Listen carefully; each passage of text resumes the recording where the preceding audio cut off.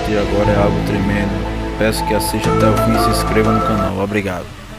That we are not alone, and that space is territory which we are sharing with other civilizations. It could be a very imprudent, destabilizing thing to place weapons in space. This is not being debated because it is off the national and international radar screens. It needs to be placed on it, and we are here today to do it. We can establish through this testimony that these objects of extraterrestrial origin have been tracked on radar going thousands of miles per hour, stopping and making right-hand turns. That they use anti-gravity propulsion systems, which we have already figured out how they work in classified projects in the United States, Great Britain, and elsewhere.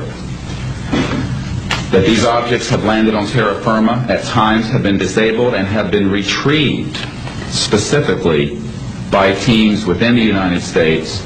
That extraterrestrial life forms have been retrieved, and their vehicles have been taken and studied thoroughly for at least 50 years. We can prove through the testimony and documents that we will be presenting that this subject has been hidden from members of Congress and at least 2 administrations that we are aware of, presidential administrations, and that the Constitution of the United States has been subverted by the growing power of these classified projects, and that this is a danger to the national security. There is no evidence, I wish to emphasize, that these life forms from elsewhere are hostile towards us, but there is a great deal of evidence that they are concerned with our hostility. There are times when they have neutralized or rendered inert the launch capabilities of intercontinental ballistic missiles. Witnesses here today will describe those events to you. They have shown clearly that they do not want us to weaponize space, and yet we are proceeding down that dangerous path. And it will be established that these projects, because they have not been supervised properly by the Congress, by the U.S. President, by the international community, have become a threat to the national security. And for this reason, we feel we must disclose the facts. This is the beginning of the campaign for disclosure. And in a memo that I wrote to President Bush last week, I stated that this campaign will persist until our goals are met, and they are as follows. That we have open, honest hearings on the subject in the U.S. Congress.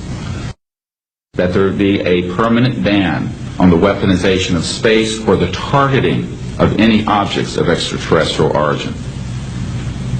That there be a full and complete study of classified technologies connected to this subject to see how they could be properly declassified and applied for peaceful energy generation so that the world may get off of fossil fuels in enough time to prevent greater ecosystem damage or war over the looming energy crisis, which is sure to sweep the earth in the coming decade. This is a matter of the most pressing import. It has been ridiculed, yes. I know many in the media would like to talk about little green men. But in reality, the subject is laughed at because it is so serious. I have had grown men weep who are in the Pentagon, who are members of Congress, and who have said to me, what are we going to do? Here's what we will do. We will see that this matter is properly disclosed, and these courageous witnesses, the first 21 of over 100 that we have already interviewed on videotape, have stepped forward to speak the truth. Now, I expect people to be skeptical, but not irrationally so, because these men and women have come forward and they have their credentials, they can establish who they are, and they have been first-hand witnesses to some of the most important events in the history of the human race. As was pointed out to me by some of the men here, they were charged with handling the nuclear weapons of the United States. Their word was trusted on everything of great importance for the national security, we must trust their word now.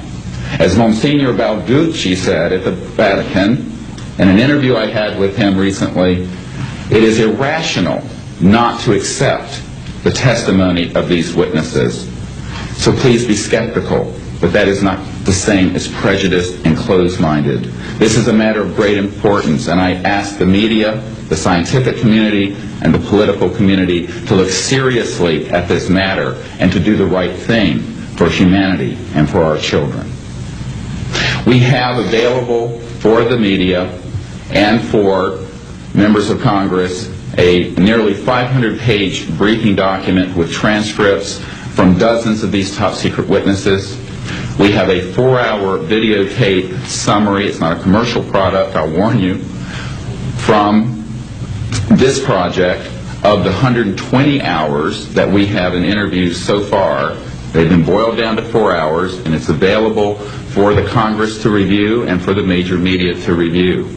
We can establish that this subject is real and has tremendous significance for the human future. I ask on all of you who are listening to contact the members of Congress that represent you and the leaders around the world, other countries, and ask them to hold an honest inquiry into this subject to support a ban on weaponizing space, since we are sharing space with other life forms. And that we move quickly as a people to understanding that this is the end of the childhood of the human race. It is time for us to become mature adults in the cosmic civilizations out there. To do this, we must become a peaceful civilization, and we must look as we go into space with an intent of cooperating with other civilizations, not weaponizing that high frontier. The men and women who will speak next will do so in order, beginning on your left. They will introduce themselves. I ask for the media to refrain from questions until each witness has spoken briefly about who they are and what they have personally been involved with or witnessed in their government, military, or government-connected careers. At the end, we will have questions. All of you may ask questions for as long as we can stay here, and we will provide you with all the information that you need. So we will begin now with the first of our witnesses, Mr. John Callahan.